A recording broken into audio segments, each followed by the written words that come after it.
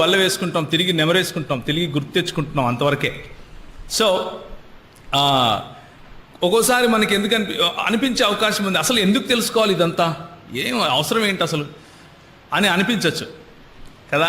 యేసుప్రభు దేవుడు, యేసుప్రభు శిలువలో చనిపోయాడు, ఆయన నా కోసం తిరిగి లేచాడు, అయిపోయింది ఇంక అంతే, అక్కడ స్టోరీ ఎండ్. ఎందుకు ఇదంతా తెలుసుకోవాలి? ఎవరో ప్రశ్నలు వేస్తే ప్రభు నిన్ను క్షమించుగాక అని చెప్పి వెళ్ళిపోతే అయిపోతుంది కదా అని అనిపిస్తుంది, రైట్? సో కాబట్టి ఒక పని చేద్దాము. ముందు మనము ఎందుకు మనం ఈ విషయాలు తెలుసుకోవాలి, ఎందుకు మనం ప్రశ్నలకు సమాధానం చెప్పాలి, లేకపోతే ఎందుకు మనపైన ఈ బాధ్యత ఉంది అన్న విషయాన్ని చూసుకుందాం. సో हम देखेंगे कि क्यों हम इस तरह की स्टडी करना चाहिए, वाई वी शुड स्टडी. ऐसा स्टडी करने से हमें क्या मिलेगा, वैसे करना क्या है, क्यों हम इन सारे सवालों को लें और जवाब दें, ऐसा कोई रूल है क्या? So let's go and see into the word of God. దేవుని వాక్యంలో చూద్దాం. మొదటి పేతురుకు రాసిన పత్రిక 3వ అధ్యాయం 15-16 వచనాలు గట్టిగా చదవాలి ఎవరైనా. పేతురు రాసిన మొదటి పత్రిక 3వ అధ్యాయం 15-16 వచనాలు.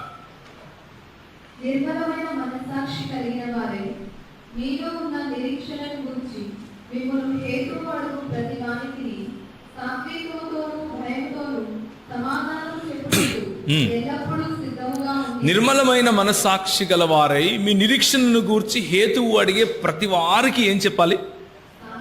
సాత్వికముతోను భయముతోను సమాధానం చెప్పాలి. మనం సమాధానం చెప్పాలి అని ఇక్కడ చెబుతున్నది ఒక ఆజ్ఞలా మీకు కనిపిస్తూ ఉందా, లేకపోతే చేసినా ఓకే చేయకపోయినా పర్వాలేదు అన్నట్లుగా ఉందా? నీ తల్లిదండ్రులను సన్మానించుము అన్నది ఒక ఆజ్ఞ అంటారా, కాదంటారా? ఆ ఆజ్ఞ అతిక్రమిస్తే ఏమవుతుంది? మరి నిర్మలమైన మనస్సాక్షి కలిగి మన నిరీక్షణను గురించి హేతువు అడిగే వారికి సమాధానం చెప్పకపోతే ఏమవుతుంది? అది మీకే వదిలేస్తున్నాను నేను, మీరే ఆలోచించండి. దేవుడిచ్చినటువంటి మాటలలో ఒకటి శ్రేష్టమైనది, ఒకటి తక్కువ శ్రేష్టమైనది ఉంటుందా? దేవుడు చెప్పిన ఆజ్ఞలలో ఒకటి తక్కువ ఆజ్ఞ, ఒకటి ఎక్కువ ఆజ్ఞలు, అయితే శ్రేష్టమైన ఆజ్ఞ, శ్రేష్టము కాని ఆజ్ఞ ఉంటుందా? ఒకటి చేయొచ్చు, ఒకటి చేయకూడదు అన్న తరగతులు ఏమైనా ఉన్నాయా? కనుక దేవుడు మనకిచ్చినటువంటి ఆజ్ఞను ఆధారం చేసుకుని, దేవుడు మనకిచ్చిన ఆజ్ఞ ఏమిటి అంటే, నువ్వు నమ్ముతున్నటువంటి నీకు ఒక నిరీక్షణ ఉంది. ఏంటి నీ నిరీక్షణ అంటే, యేసు ప్రభువు నా కొరకు సిలువలో మరణించి తిరిగి లేచాడు, తిరిగి రాబోతున్నాడు. తిరిగి రాబోతున్నటువంటి యేసు ప్రభువు నన్ను తనతో కూడా కొనిపోయి తండ్రి కుడిపార్శ్వమున ఆయన నన్ను కూడా కూర్చుండపెడతాడు. నేను కూడా ఆయనతో పాటు ఈ లోకానికి తీర్పు తీరుస్తాను. నేను కూడా ఆయనతో పాటు ఈ లోకాన్ని ఏలతాను. నేను కూడా ఆయనతో పాటు ఈ లోకంలో సర్వాధికారములు కలిగిన వాడిగా ఉంటాను. ఆయన సర్వాధికారి గనుక ఆయన నిరంతరము నాతో ఉండును గనుక నాకు ఆ అధికారాన్ని ఆయన ఇస్తాడు అన్నది మన నిరీక్షణ. అవునంటారా, కాదంటారా? పరిశుద్ధాత్ముడు నన్ను, నాతో, నాలో ఉన్నాడు కనుక నేను పరిశుద్ధాత్మని శక్తి కలిగి, పరిశుద్ధాత్మని వరములు పొందుకొని, పరిశుద్ధాత్మని ఫలములను ఫలిస్తూ ఈ లోకంలో జ్యోతిగాను, ఈ లోకంలో ఎలా ఉండాలి, ఉప్పుగాను ఉండాలి. ఇది నాకు ప్రభు ఇచ్చినటువంటి అధికారం అన్నది మన నిరీక్షణ. అయితే ఆ నిరీక్షణను గురించి హేతువు అడిగితే ఎవరైనా, హేతువు అంటే కారణం, ఎందుకు అని అడిగినప్పుడు మనం సమాధానం చెప్పగలగాలి. నేను ఒకరోజు ఒక టీవీలో నన్ను లైవ్ ఇంటర్వ్యూ తీసుకుంటున్నారు. నార్త్ ఇండియాలో మధ్యప్రదేశ్లో నేను ఎక్కువగా ఉండేవాడిని, 11 సంవత్సరాలు అక్కడే ఉన్నాను. అక్కడ ఉన్నప్పుడు ఒక టీవీలో నన్ను అడుగుతున్నారు, వచ్చి నన్ను ఏమడిగారు అంటే, అయ్యా బాగానే ఉంది కానీ క్రైస్తవులు ఎందుకు సమాధి చేస్తారు, ఎందుకు పూడ్చిపెడతారు, కాల్చరు ఎందుకు అని అడిగారు. మనకొక నిరీక్షణ ఉంది. ఆ నిరీక్షణను గురించి ప్రశ్నిస్తే ఎవరైనా దానికి మనం సమాధానం చెప్పాలి. అయ్యగారు చెప్పింది కరెక్టే. అయితే దేవుని వాక్యం ఏం చెప్తుంది? దేవుని వాక్యం ఏం చెప్తుంది అంటే, మట్టిని మట్టికి మనం దేనితో చేయబడ్డాము అన్నది మన ఆలోచన. మనం దేనితో చేయబడ్డాం? మట్టితో చేయబడ్డాం. ప్రభువు మనల్ని మట్టితో చేశాడు. మట్టితో చేసిన మానవుడు మట్టికే చేరతాడు అన్నది దేవుని వాక్యం చెప్పే సత్యం. యోబు గ్రంథంలో చక్కటి మాటలు ఉంటాయి. దాన్ని ఆధారంగా చేసుకుని నేను చెప్పాను, అయ్యా మేము ఎందుకు పూడుస్తాము అంటే, కాల్చడంలో ఏదో తప్పుందనో, లేకపోతే కాలుస్తే మా దేవుడు తిరిగి మమ్మల్ని తీసుకుని రాలేడనో అని కాదు. కానీ పూడ్చిన వాళ్ళందరూ 2000 సంవత్సరాల క్రితం పూడ్చిన వాళ్ళందరూ ఇప్పటికీ ఉంటారా? పురుగులు ఎప్పుడో తినేసాయి ఎముకలతో సహా. అయినా కానీ ఆయన లేపుకోగలడు. మహిమ శరీరాన్ని ఆయన తిరిగి మనకు ఇవ్వగలడు. కానీ మేము ఎందుకు అలా చేస్తాము అంటే, బైబిల్ వాక్యం అలా చెబుతా ఉంది. దేవుని వాక్యం మాకు ఇచ్చినటువంటి నిరీక్షణ ఏమిటి అంటే, మానవుడిని మనిషిని దేవుడు తన స్వరూపమందు తన పోలికలో మట్టితో చేశాడు. మట్టితో చేసి ఆయన తన ఆత్మను ఊదగా మానవుడు ఏమయ్యాడు? జీవాత్మ అయ్యాడు. కాబట్టి జీవాత్మ మమ్మల్ని తనువు చాలించినప్పుడు, మేము తనువు చాలించినప్పుడు తిరిగి ఎక్కడికి ఇస్తాం? మట్టికే ఇస్తాం. మా శరీరాలు మట్టికే తిరిగి వెళ్తాయి. జిస్ మిట్టి సే హమ్ బనే ఉసి మిట్టి మే హమ్ వాపిస్ చలే జాయింగే అని చెప్పాను. సో నేను ఎందుకు ఈ మాట మీకు చెప్తున్నాను అంటే, మనకొక నిరీక్షణ ఉంది, మనకొక ప్రపంచ దృక్పథం ఉంది. మనం ఎందుకు స్త్రీలను పురుషులను సమానంగా గౌరవిస్తాం? మన ప్రభువు స్త్రీనిగాను పురుషునిగాను మనల్ని చేశాడు. కాబట్టి స్త్రీలు తక్కువ దేవుని స్వరూపంలో లేరు, పురుషుడు ఎక్కువ స్వరూపంలోనూ లేడు. ఇద్దరూ కూడా దేవుని స్వరూపంలో ఉన్నారు అని మనం నమ్ముతాం. కాబట్టి ఏ దేశానికి వెళ్ళినా క్రైస్తవ సముదాయంలో, క్రైస్తవ సంఘంలో స్త్రీలు పనిచేస్తారు, స్త్రీలు కష్టపడతారు, స్త్రీలు మాట్లాడతారు, స్త్రీలు పాటలు పాడతారు. ఇక ఏ సమాజంలోనూ లేనటువంటి ఫ్రీడమ్, ఏ సమాజంలోనూ లేనటువంటి స్త్రీలకు ఉండవలసినటువంటి గౌరవం మన సమాజంలో ఉంటుంది. ఎందుకు? మన క్రైస్తవ దృక్పథం, క్రీస్తు మనకిచ్చినటువంటి దృక్పథం. ఆ దృక్పథం ఏమిటి అంటే, మనము దేవుని స్వరూపమందు చేయబడ్డాము అన్నది. అదేవిధంగా ప్రతి ఒక్కదానికి ఒక నిరీక్షణ ఉంది. మనము నమ్మే ప్రతి ఒక్క విశ్వాసం వెనుక ఒక కారణం ఉంది. ఆ కారణం మనం తెలుసుకోవాలి. ఆ కారణం మనం తెలుసుకున్నప్పుడే మన క్రైస్తవ జీవితం ఫలవంతంగా ఉంటుంది. ఎందుకయ్యా మీరు గొడవలు చేయరు అని అంటే, మా ప్రభువు చెప్పాడు. ఏమని చెప్పాడు? క్షమించమన్నాడు. కాబట్టి గొడవలు చేయం. అయినా మనలో మనం కొట్టుకుంటూ ఉంటామండి, ఆ కథ వేరు. చెప్తున్నాను,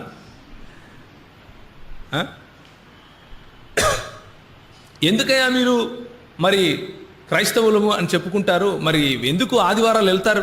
ఆదివారమే ఎందుకు వెళ్ళాలి? బైబిల్లో ఎక్కడైనా కమాండ్మెంట్ ఉందా ఆదివారమే వెళ్ళమని సంఘానికి? ప్రశ్నిస్తారు. మనం సమాధానం చెప్పాలి. ఎందుకు మనం తెలుసుకోవాలి? ఎందుకు తెలుసుకోవాలి అంటే, ఎదుటివాడు అడుగుతాడు అన్నది పక్కన పెడితే, నా నిరీక్షణ ఏంటో నాకు తెలియాలి, నేను నమ్మేది ఏంటో నాకు తెలియాలి. అందరూ ఊగుతున్నారు కాబట్టి నేను ఊగాను అనుకో, ఆడికి పూనకమే నాకు పూనకమే. అందరూ చేతులు ఎత్తుతున్నారు కాబట్టి నేను చేతులు ఎత్తాను అనుకో, అర్థం లేని పని చేసినట్లు. అర్థరహితంగా చేయకూడదు. అర్థసహితంగా చేశామనుకో, నాకు తెలుసు దావీదు వల్లే నేను నాట్యమాడాలనుకుంటున్నాను, ఆనందంగా నేను ఆరాధిస్తాను. నన్ను ఎవరైనా ప్రశ్నిస్తే, ఎందుకయ్యా నువ్వు ఆరాధనలో ఇంత తన్మయుడు అయిపోతున్నావు అంటే, రాజు వంటి దావీదే తన్మయుడు అయిపోయాడు, నాదేముంది గడ్డి పరకలాంటి దేవుని ముందు తన్మయుడు కాకంటే ఎలా అని చెప్పగలను. దేవుని వాక్యము మన నడక, మన నడత, మన ఆలోచనకు కూడా ఫౌండేషన్, ఒక పునాది వంటిది. పునాదే దేవుని వాక్యములో ఉండి మనం ఆలోచిస్తే మన ఆలోచన దృక్పథం, మన ఆలోచన వైఖరి స్పష్టంగాను, నిలకడగలిగిదిగాను, నమ్మదగినదిగాను ఉంటుంది. దేవుని వాక్యానికి బయట ఏదైనా ఉందనుకో, అలాంటి దాన్ని ప్రభు అంటాడు, క్రీస్తుకు విరోధముగా ఉన్న ఏ ఆలోచననైనా సరే మనం ఏం చేయాలి? చెరపట్టి క్రీస్తు పాదాల దగ్గరికి తీసుకుని రావాలి అని 1 కొరింథీయులకు రాసిన పత్రికలో పౌలు చెప్తాడు. మాకు ఇవ్వబడినటువంటి పరిచర్య కూల్చే పరిచర్య కాదు, కానీ కట్టే పరిచర్య. ఎందుకు అంటే, బయట కూల్చటానికి చాలామంది ఉన్నారు అని పౌలు చెప్తాడు. కూల్చేవాళ్ళు చాలామంది వస్తారు, కడతాను నేను అంటాడు. ఏం కడతావయ్యా నువ్వు అంటే, క్రీస్తుకు విరోధముగా వచ్చే ప్రతి ఆలోచనను చెరపట్టి క్రీస్తు పాదాలకు తీసుకొని వస్తాను అంటాడు. అపవాది తంత్రములను ఎరిగిన వాడనై అపవాది గుమ్మాలను, అపవాది కోటలను వెళ్ళి అలా గుద్దుకుని దాన్ని ఏం చేస్తాను? పడద్రోస్తాను అంటాడు. That is the call that we have. మనకున్న పిలుపు అది. మనకున్న పిలుపు, ప్రతి ఒక్కరికి ఉన్న పిలుపు ఇది. సువార్త పరిచర్య అనే పిలుపు ప్రతి ఒక్కరికి ఉంది. యేసు ప్రభు 12 మందిని పిలిచి, మీరు ఇప్పుడు సర్వలోకానికి వెళ్ళి సర్వ సృష్టికి సువార్త ప్రకటించండి అని అన్నప్పుడు, ఇవాంజలిస్టులుగా చేశాడో లేదో పక్కన పెడితే, ప్రతి ఒక్కరికి సువార్త చెప్పండి అని చెప్పాడు. అవునంటారా కాదంటారా? ఏమన్నాడు? 28వ అధ్యాయం మత్తయి సువార్తలో, మీరు వెళ్ళి సర్వలోకానికి స్వార్థ ప్రకటించండి. నేను మీకు ఏమేమైతే చేయమని నేర్పించానో అవన్నీ చేయమని నేర్పించండి. ఆయన అవన్నీ చేయమని నేర్పించండి అని చెప్పేటప్పుడు ఇలా స్వార్థ చేయండి అని కూడా చెప్పాలా చెప్పకూడదా? మన అందరము చెప్పాలి. సువార్త చెప్పటానికి నువ్వు వెళ్ళి యేసుప్రభు దేవుడు అంటే మొట్టమొదటి అడిగే క్వశ్చన్ ఇదే: ఎవడు చెప్పాడు? ఎందుకు? ఎక్కడ రాస్తుంది? ఎవరు చెప్పారు? ఆయనే ఎందుకు దేవుడు? కనుక మనం కలిగి ఉన్నటువంటి నిరీక్షణకు సమాధానం మన దగ్గర ఉండాలి. మనం కలిగి ఉన్నటువంటి నిరీక్షణ మనం ఎందుకు కలిగి ఉన్నామో తెలిసి ఉండాలి. అందరితో పాటు వెళ్ళామనుకోండి, అది దాన్ని ఏమంటారంటే మూఢనమ్మకం అంటారు. తెలుసుకొని నమ్మామనుకోండి, అది తర్కయుక్తమైన లేకపోతే సత్యముతో కూడినటువంటి నమ్మకము అంటారు. సత్యముతో కూడి మనము నమ్మాలి. అందుకనే ఏమంటున్నాడు?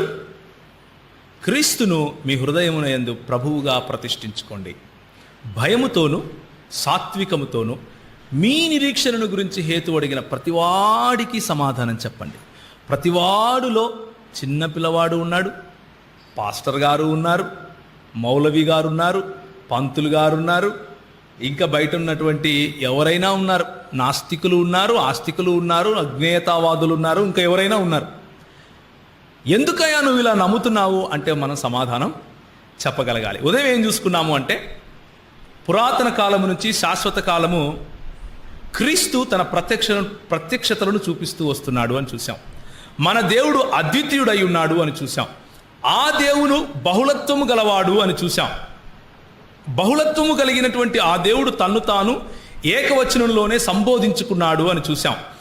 ఏకవచనంలో సంబోధించుకున్నటువంటి ఆ దేవుడు తన్ను తాను ప్రత్యక్షపరచుకునే సమయంలో మాత్రం ఆయనలో బహుళత్వాన్ని చూపిస్తున్నట్లుగా చూసాం. ఒక యెహోవా ఇంకొక యెహోవాను పంపించినట్లుగా చూసాం.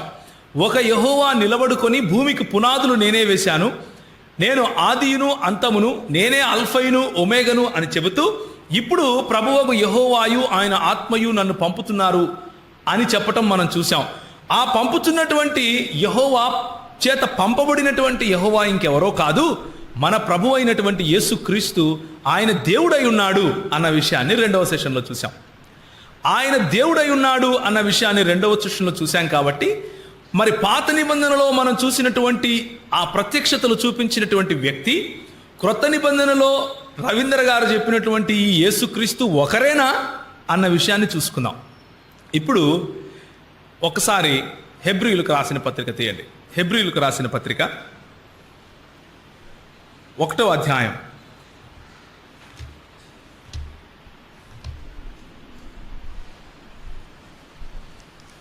నన్ను ఒక ఆయన అడిగాడు, అయ్యా మరి నువ్వు ఎందుకని యేసు ప్రభువుని దేవుడు అంటావు?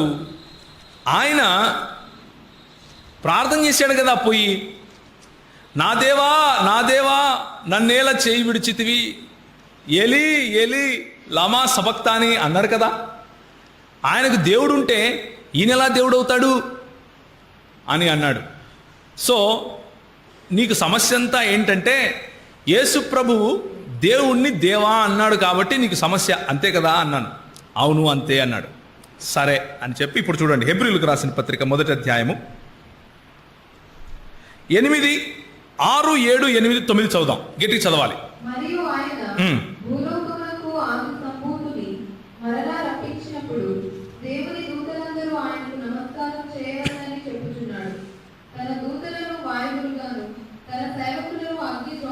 తన దూతలను వాయువులుగాను తన సేవకులను అగ్ని జ్వాలలుగాను చేసుకొనువాడు అని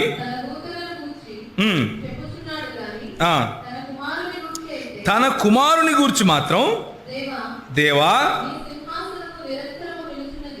నీ సింహాసనము నిరంతరము నిలుచున్నది అని అంటున్నాడు. ఎవరంటున్నారంట? ఏంటి కన్ఫ్యూజ్ అవుతున్నారా? ఎవరంటున్నారు దేవా అని? ఎవరినంటున్నారు? దేవుడు తన ఆది సంభూతుడైనటువంటి కుమారుణ్ణి పిలిచినప్పుడు ఆ కుమారునితో మాట్లాడుతున్నాడు. ఎవరు మాట్లాడుతున్నారు? తండ్రి మాట్లాడుతున్నాడు. కుమారుణ్ణి పిలిచి ఆయన ఎదుట సాష్టాంగపడండి అని చెప్పినటువంటి తండ్రి తన దేవదూతలను మాత్రం వాయువులుగా చేసుకున్నాడు. ఎలా చేసుకున్నాడు? వాయువులుగాను సేవకులను చేసుకున్నాడు. కానీ కుమారుని గురించి మాత్రం ఏం చెప్తున్నాడంట? దేవా, నీ సింహాసనము నిరంతరము నిలుచున్నది. కుమారుడు తండ్రిని దేవా అని పిలిచాడు కాబట్టి కుమారుడు దేవుడు కాకూడదు అని నువ్వు ప్రశ్నిస్తే, తండ్రి కుమారుణ్ణి దేవా అని పిలుస్తున్నాడు ఇక్కడ. మరి తండ్రి ఎలా దేవుడయ్యాడు అన్న ప్రశ్ననేశాడు. మీకు నేను చెప్పింది అర్థమవుతుందా? కుమారుడు తండ్రిని దేవా అని పిలిస్తే కుమారుడు దేవుడు కాకుండా పోతే, తండ్రి కుమారుణ్ణి దేవా అని పిలిస్తే తండ్రి కూడా దేవుడు కాకుండా పోవాలి అన్న విషయాన్ని నేను గుర్తు చేశాను. ఈ మాటలు ఎక్కడి నుంచి తీసుకున్నారో తెలుసా? కీర్తనల గ్రంథము 110వ అధ్యాయం.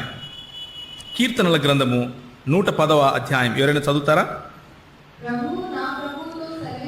1 నుంచి 5 వరకు.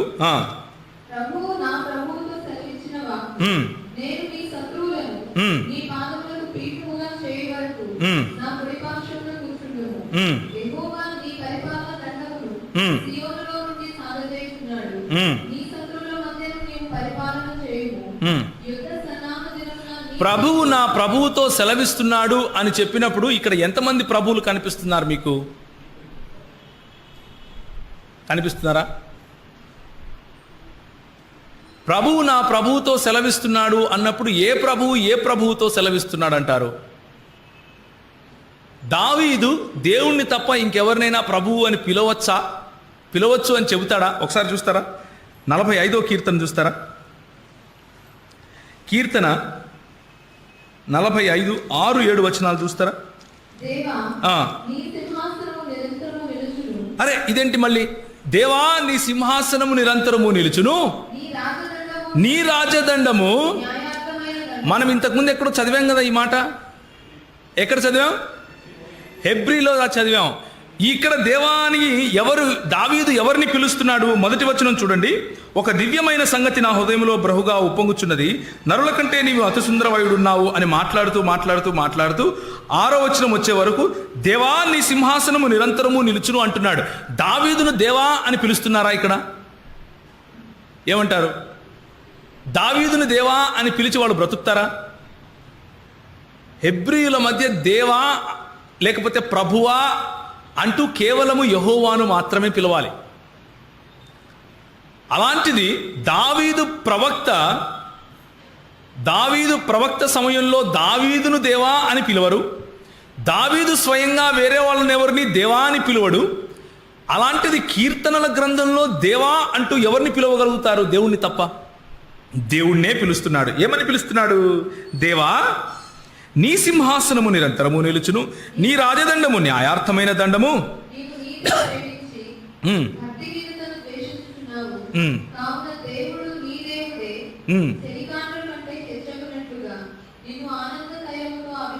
చాలు. దేవుడు నీ దేవుడే నిన్ను అభిషేకించాడు అని ఎవరితో చెప్తున్నాడు? దేవునితో చెప్తున్నాడు. నేను చెప్పే మాట మీకు అర్థమవుతుందా? దేవా, నీ సింహాసనము నిరంతరము ఉండును అని చెబుతూ, కాబట్టి నీ దేవుడు నిన్ను ఆశీర్వదించాడు, నిన్ను ఆనంద తైలముతో అభిషేకించాడు అని చెబుతున్నాడు. ఏ దేవుని సింహాసనము నిరంతరము ఉంటుంది? ఆ దేవుణ్ణి ఇంకే దేవుడు ఆనంద తైలముతో అభిషేకించాడు అన్నది మనం అడగాలి. ఇక్కడ దేవుని యందలి గల బహుళత్వం కనిపిస్తూ ఉంది. హెబ్రీయులకు రాసిన పత్రిక 1వ అధ్యాయం 8వ వచనానికి గనక మనం వెళితే ఈ దేవుడు ఎవరై ఉన్నారు అన్న విషయం మనకు తెలిసిపోతుంది. కనుక నీ దేవుడే కావున దేవుడు నీ దేవుడే చెలికాండ్ర కంటే హెచ్చగునట్లుగా నిన్ను ఆనంద తైలముతో అభిషేకించి ఉన్నాడు అని ఏ దేవుని గురించి అయితే ఈ కీర్తనాకారుడు చెబుతున్నాడో ఆ దేవుడు ఇంకెవడో కాదు. ఎవరు? కుమారుని గురించి మాట్లాడునప్పుడు చదువుతారా ఇప్పుడు మళ్ళీ? అని తన దూతలను గూర్చి చెప్పుచున్నాడు గాని తన కుమారుని గూర్చి అయితే దేవా, what a great God we have. ఎంత గొప్ప దేవుడు మన దేవుడు.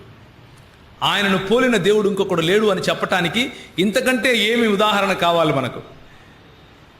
యెహోవా దేవుడు కుమారుడైనటువంటి యేసు ప్రభువును ఏమని పిలుస్తున్నాడు? దేవా అని పిలుస్తున్నాడు. దేవా, నీ సింహాసనము నిరంతరము నిలుచును అంటున్నాడు. ఇప్పుడు ఇంకొక మాట చూద్దాం. కీర్తనలు 102. కీర్తనలు 102వ అధ్యాయం.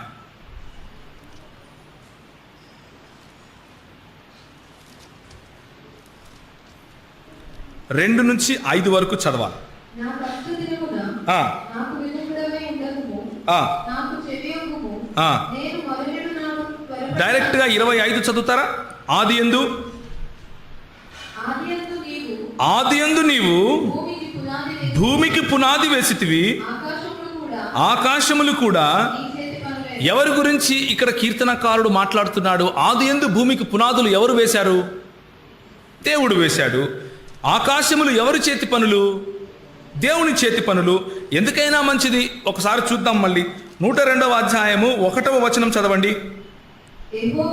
యెహోవా నా ప్రార్థన ఆలకింపుము. ఇది ఒక ప్రార్థనతో కూడినటువంటి కీర్తన.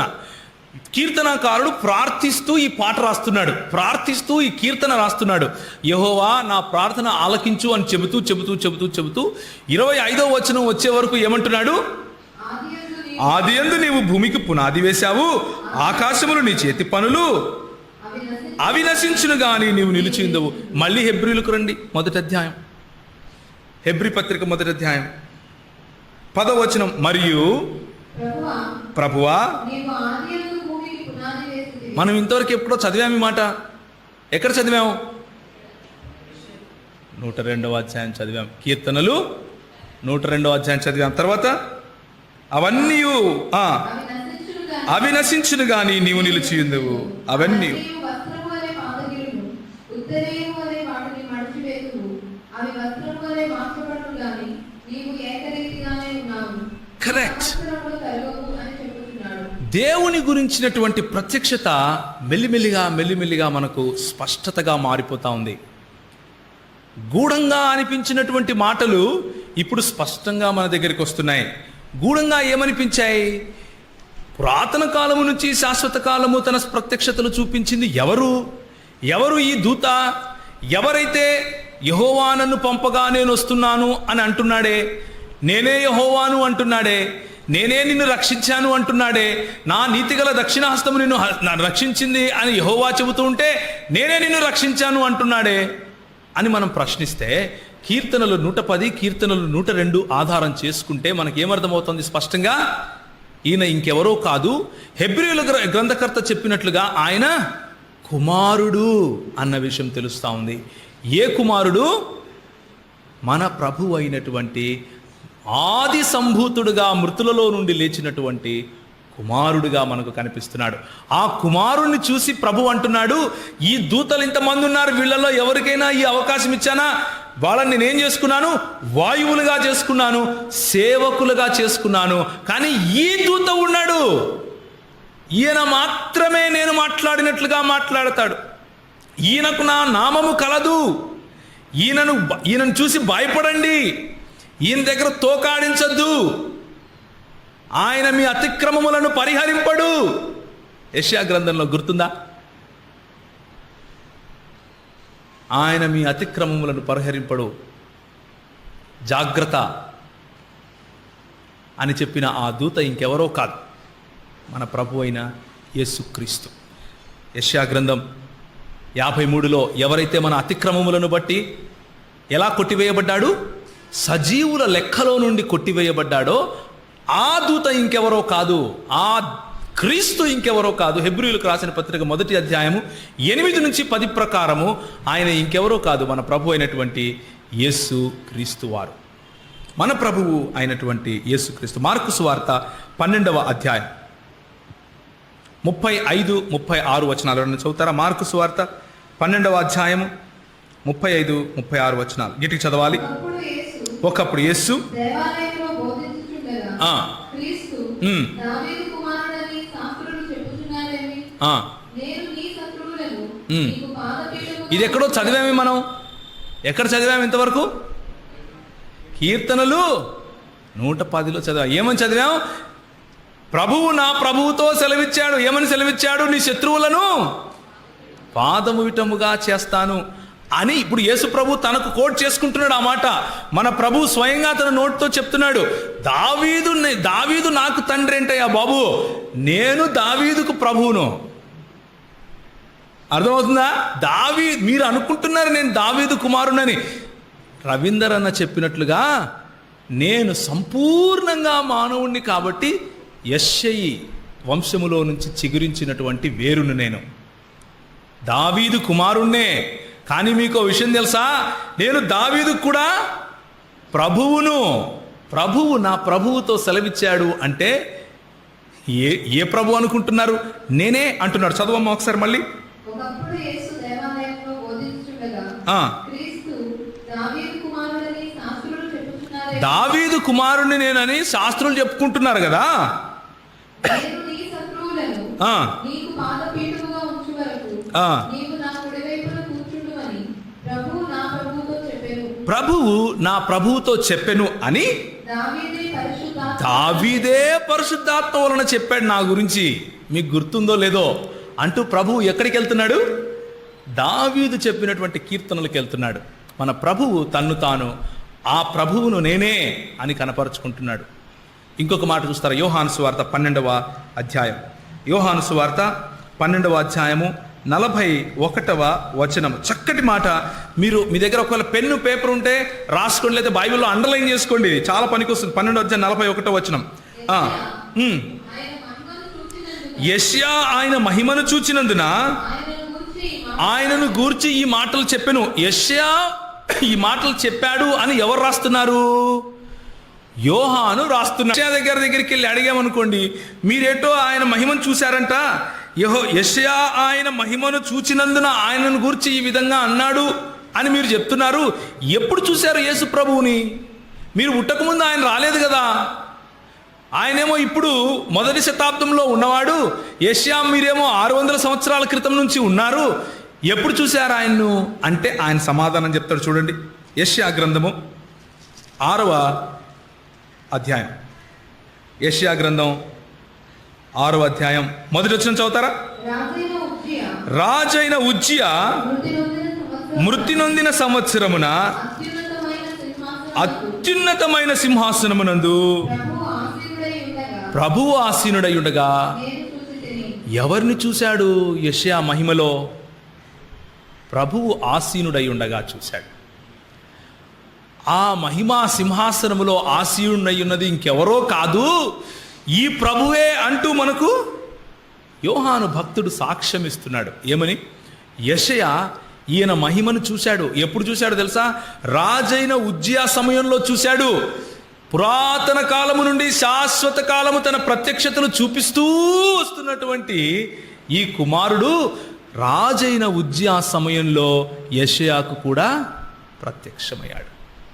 ఆయన మహిమైశ్వర్యములో ఆయన ఆ సింహాసనం మీద కూర్చుని ఉంటే యెషయా చూసి అంటాడు, నేను పరిశుద్ధుణ్ణి కాదు, నేను దరిద్రుణ్ణి, నా పెదవులు భయంకరంగా ఉన్నాయి, నేను ఏ విధంగా నీ మాట చెప్పాలి అంటే ఒక చార్కోల్, ఒక బొగ్గు తీసుకుని వచ్చి మండేది ఆయన పెదవులకు అంటిస్తే పరిశుద్ధుడైపోయి అప్పుడు పరిశుద్ధుడు పరిశుద్ధుడు పరిశుద్ధుడు అని మన ప్రభువును పొగుడుతాడు. ఎవరు? యెషయా గారు. ఆయన చెప్పాడంట. ఎవరి గురించి? మన ప్రభువును గురించి చెప్పాడు. ఏమని చెప్పాడు? యెషయా ఈయన మహిమను చూచెను గనుక ఈ మాటలు చెప్పాడు. ఏ మహిమను చూసావయ్యా నువ్వంటే, రాజైన ఉజ్జియా సమయంలో చూశానయ్యా నేను మన ప్రభువును, మహిమాయుక్తంగా ఆయన కూర్చునుంటే చూశాను అని చెబుతాడు. మన ప్రభువు బహుళత్వము కలిగినటువంటి మన ప్రభువు తండ్రిగా యెహోవాగా పిలువబడ్డాడు, కుమారునిగా యెహోవాగా పిలువబడ్డాడు. యెహోవా అన్న పదము రాంగానే ఎవరో ఒక ఆయన బాగా గడ్డం వేసుకొని, తెల్లగడ్డము, ఒక షాలు కప్పుకొని, పైన ఇంకో తెల్ల జుట్టేసుకుని ఉంటాడు అని మనం ఊహించుకుంటాం ఆయన తండ్రి అని. ఎందుకంటే బొమ్మల్లో అలా వేస్తారు కదా. యేసుప్రభు అనగానే కొంచెం యంగ్గా ఉండాలి, ఒక 30-33 సంవత్సరాలు, చేతిలో కట్టెపట్టుకొని గొర్రెలు తోలుకుంటూ బాగా తెల్ల జుట్టు కాకుండా నల్ల జుట్టు, తెల్ల ముఖము వేసుకుని ఉండాలి. ఇది మనము మన మైండ్లో తెచ్చుకునే పిక్చర్. కానీ దేవుని వాక్యం ఏం చెప్తుంది అంటే, యెహోవా అన్న పదము తండ్రికి ఏ విధంగా వాడారో కుమారునికి కూడా అదే విధంగా వాడారు, పరిశుద్ధాత్మునికి కూడా అదే విధంగా వాడారు. Same to same. తండ్రి అయిన దేవునికి ఏ గుణలక్షణములు ఉన్నాయో అవే గుణలక్షణములు కుమారుడికి ఉన్నాయి, అవే గుణలక్షణములు పరిశుద్ధాత్మునికి ఉన్నాయి. అవి చూస్తాం ఇప్పుడు మనం ఒక 2-3 నిమిషాల్లో. తండ్రికి ఏ విధంగా వాడారో కుమారునికి కూడా అదే విధంగా వాడారు, పరిశుద్ధాత్మునికి కూడా అదే విధంగా వాడారు. Same to same. తండ్రి అయిన దేవునికి ఏ గుణలక్షణములు ఉన్నాయో అవే గుణలక్షణములు కుమారుడికి ఉన్నాయి, అవే గుణలక్షణములు పరిశుద్ధాత్మునికి ఉన్నాయి. అవి చూస్తాం ఇప్పుడు మనం ఒక 2-3 నిమిషాల్లో. తొందరపడకండి. ఒకసారి రోమీయులకు రాసిన పత్రిక 9వ అధ్యాయము 5వ వచనం గట్టిగా చదువుతారా ఎవరైనా? రోమీయులకు రాసిన పత్రిక 9వ అధ్యాయము 5వ వచనము. పితరులు వీరివారు, శరీరమును బట్టి క్రీస్తు వీరిలో పుట్టెను. ఈయన సర్వాధికారి అయిన దేవుడై ఉండి నిరంతరము స్తోత్రార్హుడై. ఎవరు ఈయన? సర్వాధికారి అయిన దేవుడు ఎవరు? ఎవరి గురించి మాట్లాడుతున్నారు? ఒక వచనం పైన చదువుతారా? వీరు ఇశ్రాయేలీయులు, దత్తపుత్రత్వమును, మహిమయు, నిబంధనలను, ధర్మశాస్త్ర ప్రధానులు, అర్చనాచార్యులు, వాగ్దానములు వీరివి. పితరులు వీరివారు, శరీరమును బట్టి క్రీస్తు వీరిలో పుట్టెను. ఎవరి గురించి మాట్లాడుతున్నారు? యూదుల గురించి మాట్లాడుతున్నాడు. క్రీస్తు ఎవరిలో పుట్టాడు? యూదులలో పుట్టాడు. ఆ క్రీస్తుని గురించి ఏం మాట్లాడుతున్నాడు ఇప్పుడు చూడండి. ఈయన అంటే ఎవరు? ఈ క్రీస్తు సర్వాధికారి అయిన దేవుడు అయి ఉండి నిరంతరము స్తోత్రార్హుడై ఉన్నాడు. ఏ క్రీస్తో తెలుసా? ఆనాడు ప్రాచీనుడైన వాడి ఎదుట నిలబడినటువంటి మనుష్య కుమారుడు, దానియేలు స్వప్నమందు కనిపించినటువంటి ధవలవర్ణుడు, రత్నవర్ణుడు. దానియేలు స్వప్నమందు కనిపించి మరి అతి ప్రాచీనుడైనటువంటి వారి పరిశుద్ధమైన ప్రదేశంలో ప్రవేశించినటువంటి మనుష్య కుమారుడు ఆ క్రీస్తు. ఏ క్రీస్తు? ఆ క్రీస్తు ఎవరో తెలుసా? మన ప్రభువే. మన ప్రభు ఏమంటున్నాడు అంటే ఈయన నిరంతరము స్తోత్రార్హుడై ఉన్నాడు. ఈయన ఏమై ఉన్నాడు? మళ్ళీ చదవమ్మా 9:5. ఈయన సర్వాధికారి అయిన దేవుడై ఉండి. మన దేవుడు అద్వితీయుడు. మన దేవుడు అద్వితీయుడు. ఈ దేవుడు ప్రార్థిస్తూ తన తండ్రిని దేవా అని పిలుస్తున్నాడు. ఆ తండ్రి కుమారుణ్ణి పిలిచినప్పుడు దేవాన్ని సింహాసనము నిరంతరము ఉండును అంటున్నాడు. ఈ కుమారుణ్ణి గురించి పౌలు భక్తుడు పరిశుద్ధాత్ముని ప్రేరేపణతో ఏం రాస్తున్నాడు అంటే ఈయన సర్వాధికారి అయిన దేవుడు నిరంతరము స్తోత్రార్హుడై ఉన్నాడు అని చెప్తున్నాడు. సో లేఖనము ఎంత మందికి దేవుని యొక్క గుణలక్షణాలు చూపిస్తా ఉంది. ఇప్పటి వరకు మనం చూసిన దాంట్లో కనీసం 2 ఉన్నారు. కనీసము 2 వ్యక్తులకు దేవునికి ఉండవలసినటువంటి గుణలక్షణాలు, దేవునికి మాత్రమే ఉండవలసినటువంటి పేర్లు పెడుతున్నట్లుగా మనం చూస్తాం. మొదటిగా తండ్రి అయిన దేవునికి ఎందుకు తండ్రి అని పిలుస్తున్నాము అంటే నిరంతరము స్తోత్రార్హుడైనటువంటి ఈ దేవుడు ఆయనను తండ్రి అని పిలిచాడు కాబట్టి. నిరంతరము స్తోత్రార్హుడైన ఈ దేవుణ్ణి ఆయన కుమారుని గురించి అని అన్నాడు కాబట్టి. నిరంతరము స్తోత్రార్హుడైనటువంటి ఈ దేవుణ్ణి గురించి ఆ తండ్రి ఏమన్నాడు అంటే యోహాను సువార్త 1వ అధ్యాయంలో ఎందరు ఆయనను అనుగ్రహించిరో వారందరికీ నా కుమారులగుటకు నేను అధికారం ఇచ్చాను. ఎందుకో తెలుసా? 3వ అధ్యాయం 16వ వచనం. కాగా దేవుడు లోకమును ఎంతో ప్రేమించెను. ప్రేమించి ఏం చేశాడు? తన అద్వితీయ కుమారుని యందు. అద్వితీయ అన్నప్పుడు వాడిన పదం కూడా ఎకాదే. అర్థమవుతుందా? అద్వితీయ దేవుడు అన్నప్పుడు హిబ్రూ భాషలో ఎకాద్ దేవుడు, అద్వితీయ కుమారుడు అన్నప్పుడు హిబ్రూ భాషలో ఎకాద్ కుమారుడు. ఆయనను పోలిన కుమారుడు ఇంకొకడు లేడు. మీరు నేను ఆయనందు విశ్వాసం ఉంచటం కారణంగా దేవుని పిల్లలం అవుతామా? అవమా? అవుతాం. కానీ మనము యేసు ప్రభువును పోలిన పిల్లలమా? కాదు. ఎందుకంటే ఆయన అద్వితీయుడు. ఆయనను పోలిన వాడు ఇంకొకడు లేడు. ఎందుకు అంటే ఆయన పదార్థమునకు, ప్రదేశమునకు, సమయమునకు బయట ఉన్నవాడు. ఆయన మనలాగా దత్తపుత్రాత్మ కారణంగా కుమారుడు కాలేదు. ఆయన స్వయంభూ అయి ఉన్నాడు. ఆయనను ఎవరూ కలిగించలేదు, మనల్ని ప్రభువు లేకపోతే ఆయనే కలిగించాడు. ఆయనకు జరామరణాలు లేవు, మనకు జరామరణాలు ఉన్నాయి. ఆయన మరణమును జయించి మరణమాన్ని ముల్లెక్కడా అని అడుగుతాడు. మనం చచ్చిపోయి పుట్టుక్కున అలా ఉంటాం ఆయన లేపేంత వరకు. అది మనకు ఆయనకు ఉన్నటువంటి తేడా. ఆయన అద్వితీయుడు. ఆయనను పోలిన కుమారుడు ఇంకొకడు లేడు. అద్వితీయ దేవుడు, అద్వితీయ కుమారుడు. ఇంకో మాట చూస్తారా? యోహాను సువార్త 1వ అధ్యాయము 1-2 వచనాలు, మనందరికీ తెలిసిన వచనాలు చదువుతారా?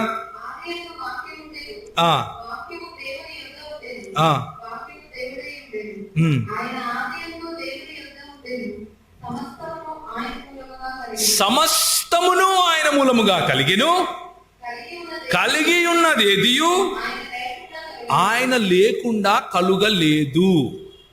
కలిగి, ఈ లోకంలో 2 కేటగిరీస్ ఉన్నాయి. అంటే 2 శ్రేణులు ఉన్నాయి. ఒకటి సృష్టికర్త అనే శ్రేణి, రెండవది సృష్టి అనే శ్రేణి. అంతే.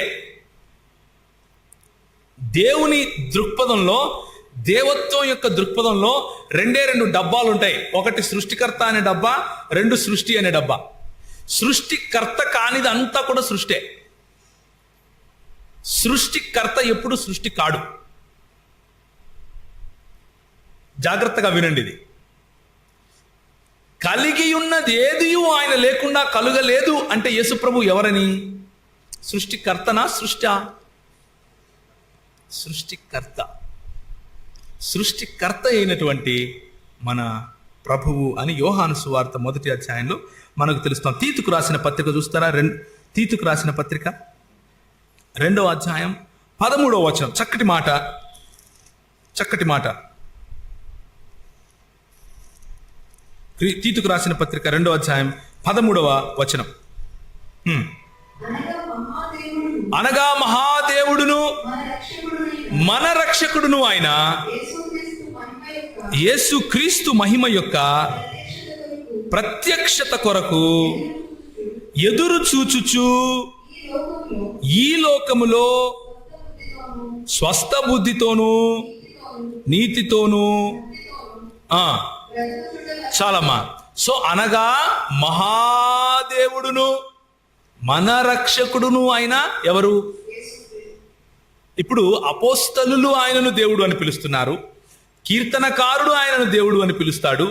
ఆయన సొంతంగా తనంతట తానే నేను దేవుణ్ణి, లేకపోతే యోషియా నా మహిమను చూశాడు అని చెబుతాడు. ఆయనే నేను సబ్బాతుకు దేవుణ్ణి అంటాడు, సబ్బాతుకు ప్రభువుని అంటాడు. నా దగ్గరికి వస్తే విశ్రాంతిని అంటాడు. నేను ఉన్నవాడను అంటాడు. తన తండ్రి ఆయనను ఈయన నా ప్రియకుమారుడు, ఈయన యందు నేను బహుగా ఆనందించుచున్నాను అంటాడు. ఆయన తండ్రి చూసి దేవా నీ సింహాసనము నిరంతరము ఉండును అంటాడు. ఈయనను మనము ఏ లెక్కన వేయాలి? దేవుని లెక్కన వేయాలా, లేకపోతే సృష్టి లెక్కన వేయాలా?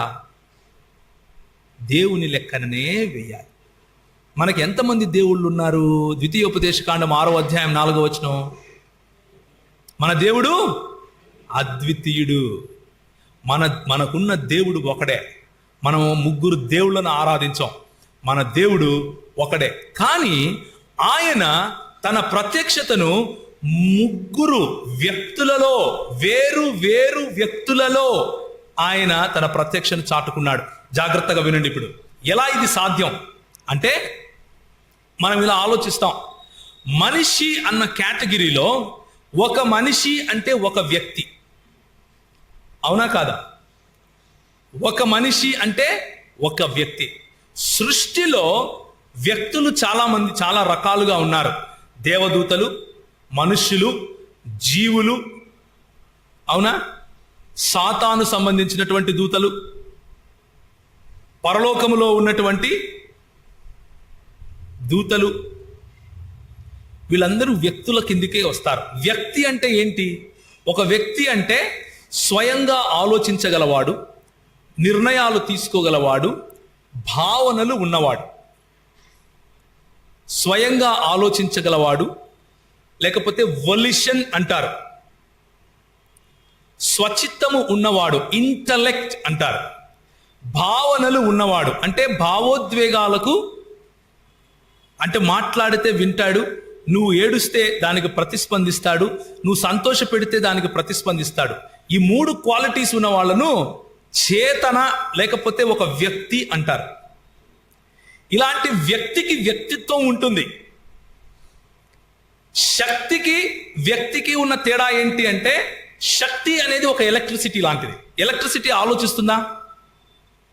కరెంటు ఆలోచిస్తుందా? కరెంటును నడిపించడానికి మనలాంటోడు ఎవడో ఆలోచించి స్విచ్ చేయాలి, అవునా? శక్తికి వ్యక్తికి ఉన్న తేడా ఏంటంటే, వ్యక్తి స్వయంగా ఆలోచించి స్వయంగా నిర్ణయాలు తీసుకుని భావోద్వేగాలకు ప్రతిస్పందిస్తాడు. శక్తి చెప్పింది చెప్పినట్లుగా చేసుకుంటూ పోతుంది. అలాగే పరిశుద్ధాత్ముని గురించి మాట్లాడినప్పుడు కూడా ఒక వ్యక్తిగా దేవుడు సంబోధించాడు, ఒక వ్యక్తిగా మన ప్రభువు సంబోధించాడు. యోహాను సువార్త 14వ అధ్యాయం. యోహాను సువార్త 14వ అధ్యాయం. ఎవరైనా చదువుతారా? పరిశుద్ధాత్ముని గురించినటువంటి లేఖనము.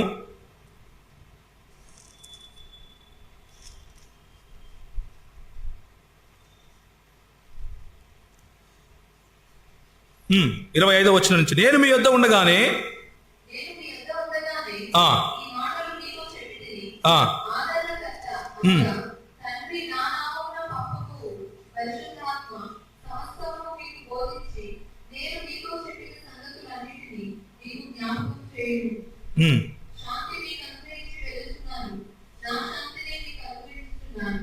సో ఇక్కడ పరిశుద్ధాత్ముని గురించి ఏమని మాట్లాడుతున్నారు? ఒక శక్తిగా ఆయన ప్రవచిస్తున్నాడా, లేకపోతే ఒక వ్యక్తిగా మనకు పరిచయం చేస్తున్నాడా? సమస్తమును మీకు బోధించేది. ఇప్పుడు నేను బోధిస్తున్నాను, నేను ఎలక్ట్రిసిటీ లాంటి శక్తినా లేకపోతే ఒక వ్యక్తినా? నేను ఒక వ్యక్తిని, జీవం ఉన్నటువంటి, స్వయంగా ఆలోచించగలిగినటువంటి, స్వయంగా నా ఆలోచనలను చెప్పగలిగినటువంటి, ఒకవేళ మీరు ఎవరైనా నిద్రపోతా ఉంటే నిద్రపోతాను ఇలా చూడగలిగినటువంటి వ్యక్తిని, అవునా? అంటే నాలో భావోద్వేగాలు ఉంటాయి. మీరు నవ్వుతే నేను నవ్వుతాను, మీరు బాధపడితే నేను బాధపడతాను. అలాంటి వ్యక్తిగా పరిచయం చేస్తున్నాడు. ఆదరణ ఇచ్చువాడు కరెంటు లాంటి వాడు అవుతాడా? మీకు ఎప్పుడైనా కరెంటుని పట్టుకున్నారా? ఆదరణ ఇచ్చిందా? ఏమంటారు? ఏదైనా శక్తి వేసుకోండి. మనము బండి స్టార్ట్ చేస్తాం. బండి స్టార్ట్ చేసినప్పుడు అందులో శక్తి వస్తుంది, ఇనర్షియా అంటారు దాన్ని. అక్కడ చేయి పెట్టి చూడండి, ఆదరణ వస్తుందేమో, భలే వస్తుంది. ఒకసారి ట్రై చేయండి. శక్తి ఆదరణను ఇస్తుందా? ఆదరణను ఇచ్చువాడు ఆదరణ కర్త అయి ఉంటాడు. ఆదరణ అన్నది ఒక భావనకు సంబంధించినది. ఇట్స్ అన్ ఎమోషన్, అదొక భావన. ఆ భావాన్ని మనకు ఇచ్చువాడు ఆదరణకర్త ఏం చేస్తాడు? శాంతిని మీకు అనుగ్రహించి వెళుతున్నాను అని యేసు ప్రభువు చెబుతూ ఉన్నప్పుడు ఆ శాంతిని గురించి మనకు ఇంకా నేర్పిస్తాడు. ఆయన తనంతట తాను ఏది చెప్పడు, నా నుండి తీసుకుని మీకు చెప్తాడు, నా గురించి మీకు గుర్తు చేస్తాడు. 16వ వచనము, నేను తండ్రిని వేడుకొందును మీ యొద్ద ఎల్లప్పుడూ ఉండుటకై వేరొక ఆదరణకర్త. ఆదరణకర్త అంటే పైన ఒకటి ఉంటుంది, కింద ఒకటికి వెళ్ళి చూస్తే మీకు ఉత్తరవాది అని ఉంటుంది, అవునా? ఉత్తరవాది అంటే ఏంటంటే బేసిక్గా లీగల్ టర్మ్స్ లో చెప్పాలి అంటే ఒక ప్లీడర్, ఒక లాయర్ లాంటి వాడు. మీకు లీగల్ సజెషన్ ఇస్తూ ఉంటాడు. ఏం చేయాలి, ఎలా చేయాలి, ఎప్పుడు చేయాలి, ఎక్కడ చేయాలి, ఎలాంటి అడుగులు వేయాలి. ఒక ప్లీడర్ శక్తి అయి ఉండొచ్చా? అవకాశం ఉందంటారా? ఎల్లప్పుడూ ఉండటానికి దేవుడు తప్ప ఇంకెవరైనా ఉండగలరా? ఏమంటారు? ఆదరణకర్త అన్నవాడు, నేను తండ్రిని వేడుకొందును మీ యొద్ద ఎల్లప్పుడూ ఉండుటకై ఆయనకు వేరొక ఆదరణకర్తను అనగా సత్యస్వరూపియగు ఆత్మను మీకు అనుగ్రహించును అంటున్నాడు. ఎల్లప్పుడూ ఎలా ఉంటాడు? దేవుడు తప్ప ఇంకెవరైనా ఎల్లప్పుడూ ఉండగలరా? దేవుడు తప్ప ఇంకెవరైనా ఎల్లప్పుడూ జీవించగలరా? దేవుడు తప్ప ఇంకెవరైనా ఒకే సమయంలో అందరి దగ్గర ఉండగలరా? ఉదయం నేను మీకు చెప్పాను, ఏమని చెప్పాను? కొన్ని గుణ లక్షణాల గురించి చెప్పాను. ఎందుకు చెప్పాను అంటే ఇప్పుడు అర్థమవుతుంది మీకు. యేసు ప్రభువుకు అవే గుణ లక్షణాలు ఉంటాయి, తండ్రికి అవే గుణ లక్షణాలు ఉంటాయి, పరిశుద్ధాత్మునికి కూడా అవే గుణ లక్షణాలు ఉంటాయి. ఆయన ఎల్లప్పుడూ అన్ని చోట్ల అందరితో ఉంటాడు. ఎలా సాధ్యం? ఈరోజు మనం ఇక్కడ మాట్లాడుకుంటున్నాం, మన మధ్యలో ఉన్నాడు. ఆస్ట్రేలియాలో ఒకవేళ ఎవరైనా ప్రార్థన చేస్తూ ఉంటే అక్కడ ఉన్నాడు. అమెరికాలో నిద్రపోతూ దేవా అంటే అక్కడ ఉన్నాడు. ఉన్నాడా లేదా? ఎలా సాధ్యం? ఆయన దేవుడు కాకపోతే సర్వవ్యాపి అన్నటువంటి గుణం ఎలా వస్తుంది? अगर वो ईश्वर नहीं है तो उसमें सर्वव्याप्तता कहां से आए? సర్వవ్యాపి అయి ఉన్నవాడు దేవుడు కాక ఇంకొకడు అవటానికి వీలు లేదు. దేవదూతలు సర్వవ్యాపుల? ఉదాహరణకు సాతాను సర్వవ్యాప కాదు. వాడు ఒక చోట ఒకసారి ఉండగలడు, చాలా స్పీడ్గా వెళ్ళగలడేమో కానీ ఇక్కడ నుంచి అమెరికాకు. కానీ వాడు ఉంటే ఇక్కడన్నా ఉంటాడు, లేక అమెరికాలో అన్నా ఉంటాడు. వాడి దూతలు అన్ని చోట్ల స్ప్రెడ్ అయి ఉన్నారు. కానీ పరిశుద్ధాత్ముడు అన్ని చోట్ల ఒకే చోట ఒకే మాదిరిగా అందరితో ఉండగలడు. ఏమంటున్నాడు ఆయన? నేను తండ్రిని వేడుకొందును, మీ వద్ద ఎల్లప్పుడూ ఉండుటక ఆయనకు వేరొక ఆదరణకర్తనుగా సత్యస్వరూపియగు ఆత్మను మీకు అనుగ్రహించును అని చెప్తున్నాడు. అవునా? నేను నా తండ్రి యందును మీరు నా యందును నేను మీ యందును ఉన్నామని ఆ దినమున మీరు ఎరుగుదురు. 16వ అధ్యాయానికి వద్దాం. 16వ అధ్యాయం. నేను మీతో చెప్పవలసినవి ఇంకను అనేక సంగతులు కలవు. 12వ వచనం నుంచి. కానీ ఇప్పుడు మీరు వాటిని సహింపలేరు. అయితే ఆయన అంటే ఎవరు? శక్త వ్యక్తి. ఆయన అనగా సత్యస్వరూపి అయిన ఆత్మ వచ్చినప్పుడు మిమ్మును సర్వసత్యములోనికి నడిపించును. ఆయన తనంతట తానే ఏమీ బోధింపక వేటిని వినునో వాటిని బోధించి సంభవింపబోవు సంగతులను మీకు తెలియజేయును. ఆయన నా వాటిలోనివి తీసుకుని మీకు తెలియజేయును గనక నన్ను మహింపరచును. తండ్రికి కలిగి ఉన్నవి నావి, అందుచేత ఆయన నా వాటిలోనివి తీసుకుని మీకు తెలియజేయునని నేను చెప్పి తిని. లేఖనము 3 వ్యక్తులను మనకు దేవుడిగా పరిచయం చేస్తూ ఉంది. మొదటిది తండ్రిని దేవుడిగా పరిచయం చేస్తూ ఉంది. తండ్రికి దేవుని గుణలక్షణాలు ఉన్నట్లుగా పరిచయం చేసింది. 2 కుమారుణ్ణి పురాతన కాలము నుంచి శాశ్వత కాలము తన ప్రత్యక్షతను చూపిస్తూ వస్తున్నటువంటి కుమారుణ్ణి దేవునిగా మనకు పరిచయం చేసింది. దేవునికి ఉన్నటువంటి గుణలక్షణాలు ఉన్నవాడిగా పరిచయం చేసింది. 3 పరిశుద్ధాత్ముణ్ణి దేవునికి ఉన్నటువంటి గుణలక్షణములు కలిగిన వాడిగా పరిచయం చేస్తా ఉంది. ఉదాహరణకు చూడండి, అపోస్తలుల కార్యములు 5వ అధ్యాయము 6 నుంచి 7 వచనాలు. అపోస్తలుల కార్యములు 5వ అధ్యాయము 6 నుంచి 7 వచనాలు.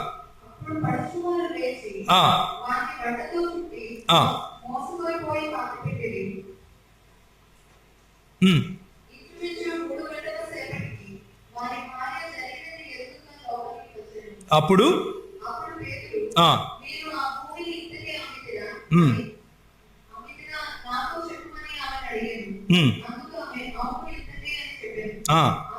అందుకు పేతురు ప్రభువు యొక్క ఆత్మను శోధించుటకు మీరెందుకు ఏకీభవించితిరి? నీ పెనిమిటిని పాతిపెట్టిన వారి పాదములు వాకిటనే ఉన్నవి. వెంటనే ఆమె అతని పాదములు ఎద్దపడి ప్రాణం విడిచిన ఆ పడుచువారు లోపలికి వచ్చి ఆమెను చనిపోయిన చూసి ఆమెను మోసుకొని పోయి ఆమె పెనిమిటి ఎద్ద పాతి పెట్టిరి. బేసిక్గా వాళ్ళు అబద్ధం ఆడింది ఎవరితో? పరిశుద్ధాత్మతో అబద్ధం ఆడారు. దేవుని ఆత్మతో మీరు అబద్ధం ఆడితే దేవునితోనే అబద్ధం ఆడినట్లు అని చెప్తున్నాడు ఈయన. అవునా? ఇంచుమించు 3 గంటల సేపటికి వాని భార్య జరిగింది తెలుసుకుని ఆమెకు లోపలికి రావడం ఏంటి? అననీయ ప్రాణం విడవటం ఏంటి? అననీయ ప్రాణం విడటానికి ముందు సాతాను ఎందుకు నీ హృదయమును ప్రేరేపించను అని పేతురు అడగడం ఏంటి? 3వ వచనం. అప్పుడు పేతురు, అననీయ నీ భూమి వేలలో కొంత దాచుకొని పరిశుద్ధాత్మను మోసపుచ్చుటకు. ఎవరిని మోసపుచ్చుటకు? పరిశుద్ధాత్మను మోసపుచ్చుటకు సాతాను ఎందుకు నీ హృదయము ప్రేరేపించింది? పరిశుద్ధాత్ముని మోసగించగలమా అన్నదే ప్రశ్న. శక్తిని ఎవరైనా మోసగిస్తారా? వ్యక్తిని మోసగిస్తారు. పరిశుద్ధాత్ముని మోసగించే ప్రయత్నం చేశావు కాబట్టి నీవు దేవునికి మోసం చేశావు అన్నట్లుగా పేతురు అక్కడ తీర్పు తీరుస్తున్నాడు. పరిశుద్ధాత్మను మోసపుచ్చుటకు సాతాను ఎందుకు నీ హృదయం ప్రేరేపించెను? అది నీ యొద్దనున్నప్పుడు నీదే కదా, అమ్మిన పిమ్మట అది నీ వశమై ఉండలేదా? ఎందుకు ఈ సంగతి నీ హృదయంలో ఉద్దేశించుకున్నావు? నీవు మనుష్యులతో కాదు దేవునితో.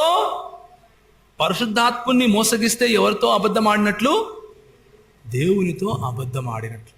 పరిశుద్ధాత్మకు అబద్ధం చెప్తే దేవునికి అబద్ధం చెప్పినట్లు. పరిశుద్ధాత్ముని మోసగిస్తే దేవుణ్ణి మోసగించినట్లు. అంటే పరిశుద్ధాత్ముడు ఎవరు? దేవుడు. లేఖనం చెప్పే సత్యము ఇది. 1వ అధ్యాయము 2వ వచనం. ఏది? ఆదికాండము. సృష్టి కార్యంలో పరిశుద్ధాత్ముని యొక్క ప్రమేయం చూడండి. భూమి నిరాకారముగాను శూన్యముగాను ఉండెను, చీకటి అగాధ జలముల పైన కమ్మియుండెను, దేవుని ఆత్మ జలముల పైన అల్లాడుచుండెను. దేవుని ఆత్మ జలముల పైన అల్లాడుచుండెను. ఇదే మాట 6వ అధ్యాయం 3వ వచనంలో చూస్తారు.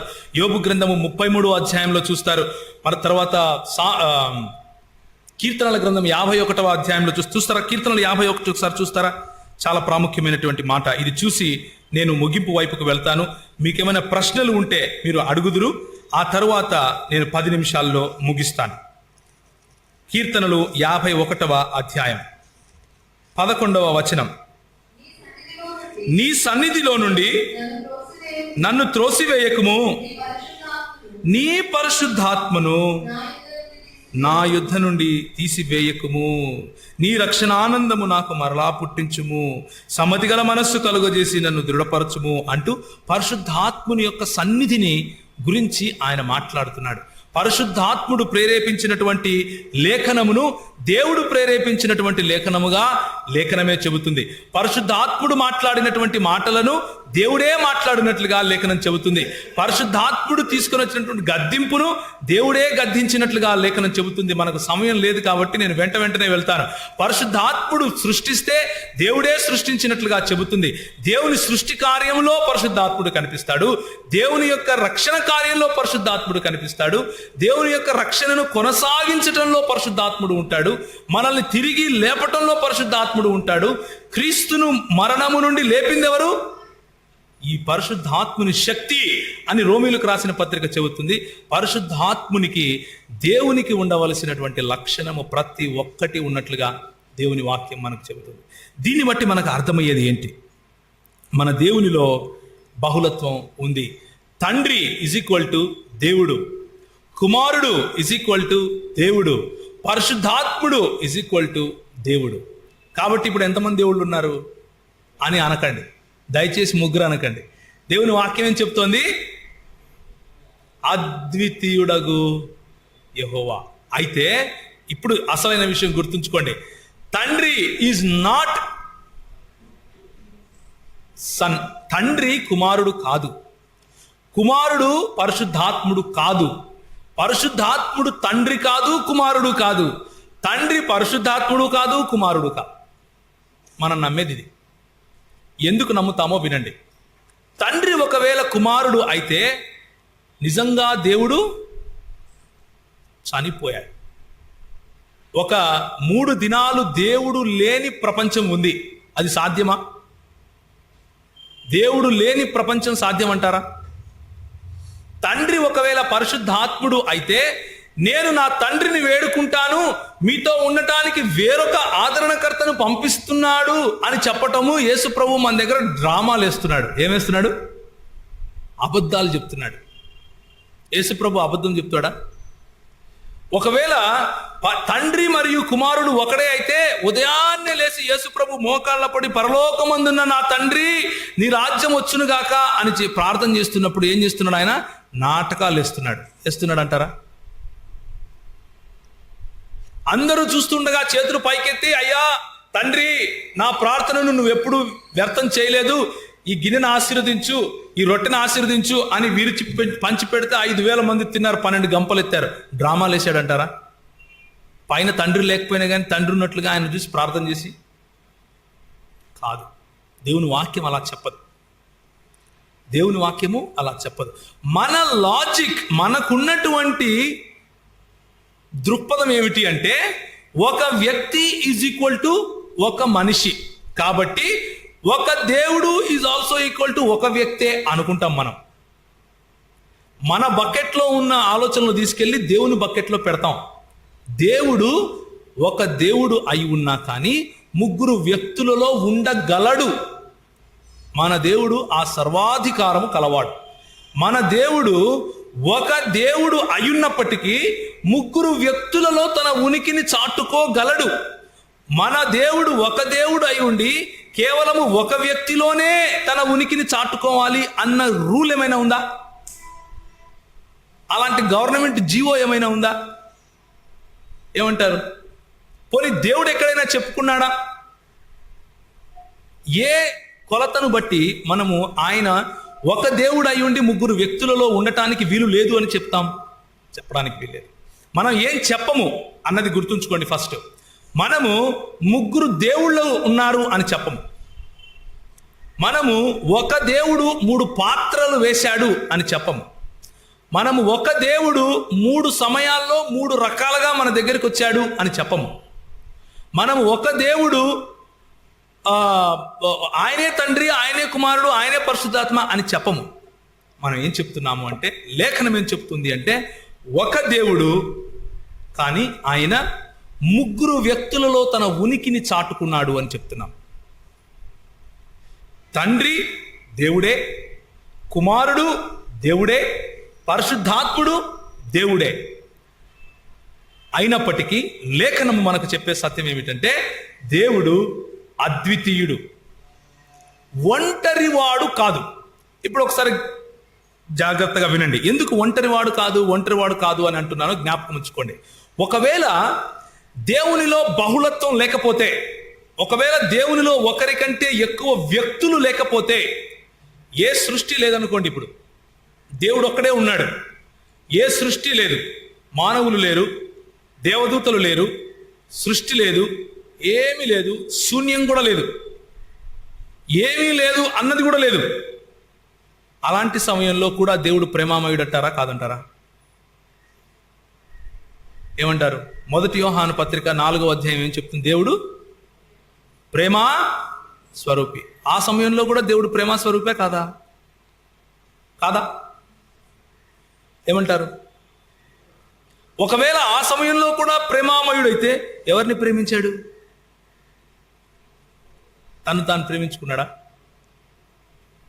ఏమంటారు? ప్రేమ ఒకవేళ ఉంది అంటే ఆయన ఎవరితో పంచుకున్నాడు ఆ ప్రేమని? పురాతన కాలము నుండి శాశ్వత కాలము తన ప్రత్యక్షతలు చూపిస్తూ వస్తున్నాడు అంటే ఎవరికి చూపించాడు? ఎలా చూపించాడు? ప్రకటన, ప్రత్యక్షత అన్నది ఒకరికంటే ఎక్కువ వ్యక్తులు ఉంటే సాధ్యం. కానీ ఎలా సాధ్యం? లేకపోతే ప్రకటన చేయడం సాధ్యమా?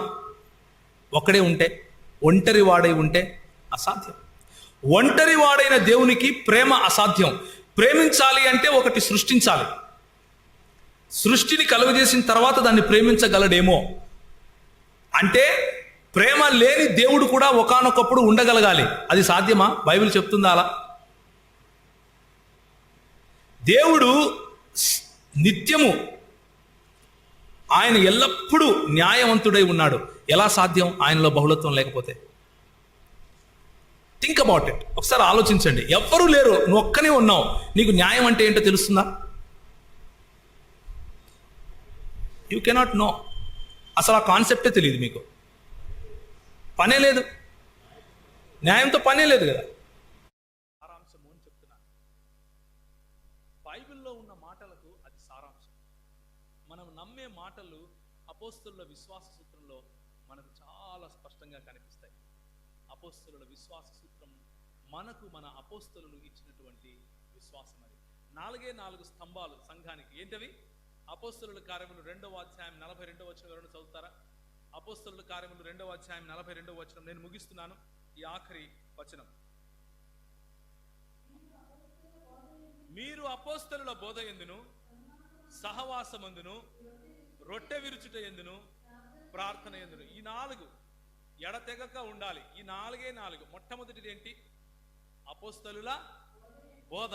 ఈ అపోస్తలుల బోధను అనుసరించే సహవాసం ఉంటుంది, ఈ అపోస్తలుల బోధను అనుసరించే రొట్టె విరవటం ఉంటుంది, ఈ అపోస్తలుల బోధను అనుసరించే ప్రార్థన కూడా ఉంటుంది. అపోస్తలుల బోధలో మనం ప్రక్కకు తొలగితే, ఈ బోధను తప్పుగా అర్థం చేసుకుంటే మన సహవాసము తప్పే, మన రొట్టె విరవటము తప్పే, మన ప్రార్థన తప్పే. ఒక ఆయన తొడలు కొడుతూ మీసాలు తిప్పుతూ చెప్తున్నాడు టీవీలో, యేసు ప్రభువును ప్రార్థిస్తారంట పిచ్చివాళ్ళు అంటున్నాడు. యేసు ప్రభువును ప్రార్థిస్తే, యేసు ప్రభువుకు కాదు ప్రార్థించాల్సింది, యేసు ప్రభు పేరట తండ్రికి ప్రార్థించాలి అంటున్నాడు. యోహాను సువార్తలో ఉదయం అన్న చూపించాడు. ఏం చూపించాడు? మీరు నా నామమున నన్ను ఏమడిగినా నేను చేస్తాను అంటున్నాడు కదా. పూర్తిగా అవగాహన లేని మాటలు మాట్లాడి సంఘాన్ని భ్రమపెట్టే ప్రయత్నం ఈరోజు మేక వన్య పులులు చేస్తున్నారు, గొర్రె బొచ్చు తొడుక్కున్నటువంటి తోడేళ్లు చేస్తున్నారు. జాగ్రత్త పడాలి. సంఘము మరి సోంపేటలో ఉన్నటువంటి బాప్టిస్ట్ సంఘము చొరవ తీసుకుని ముందుకు రావటం, ఇలాంటి మనకు అవసరమైనటువంటి సిద్ధాంతపరమైనటువంటి ఈ క్లాసెస్ లేకపోతే తరగతులు నిర్వహించడం అనేది చాలా అభినందనీయమైన